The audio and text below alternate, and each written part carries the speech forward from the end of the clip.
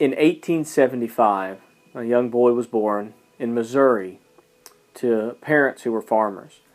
They were very poor, didn't have anything, and at the age of 8, the boy was required to support himself by working and paying for his clothes and even a lot of his food. He lost his father to tuberculosis and was then really completely on his own. His father had been a pastor of a small Baptist church, but because of some arguments and some differencing of opinions in the church, his father was fired from his job and really left this young boy with a very bitter taste in his mouth towards the church. Before his father passed away, he asked a friend of his to give his son a job so that he could help support himself, and he began working in a dry food store, helping just as a boy that would stock the shelves or would work, in the cash register and collect the money.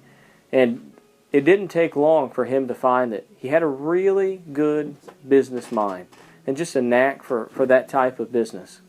He developed tuberculosis himself and had to move from there to Colorado for a drier climate.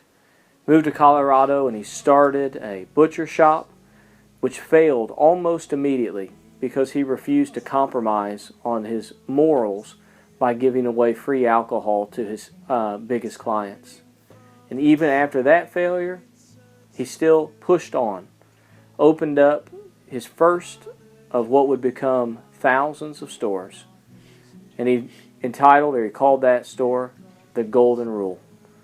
The Golden Rule store became JC Penney's first of over 1,600 stores. JC Penney became very successful in the business world.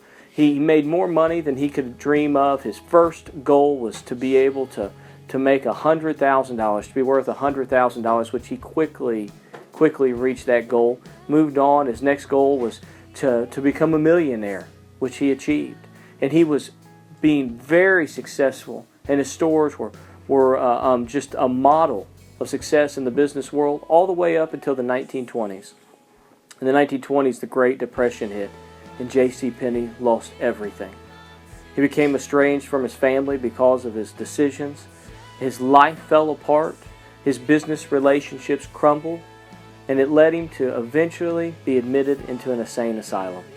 But it was there that he heard a hymn being sung in a church service that he knew from his time growing up in the church.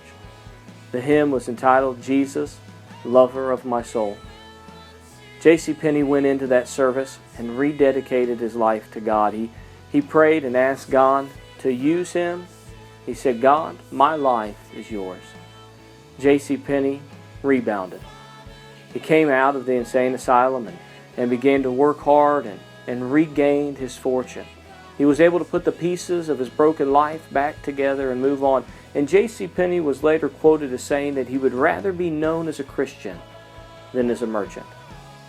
He was more concerned about being faithful to God than he was about making money. J.C. Penney became a reverse tither, which means that he would give away 90% of what he made and live on 10%. Now, J.C. Penney had more money than most of us will ever even be able to dream of.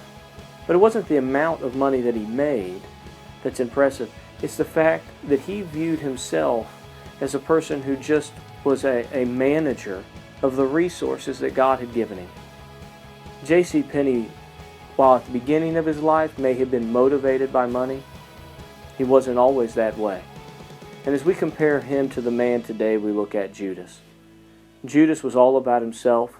He was very selfish and motivated by money. If you want to be happy in this life, if you want to find success in the life you're going to live, don't allow money to be the motivating factor. Be concerned about your obedience to God being the person that He wants you to be. What type of legacy are you leaving?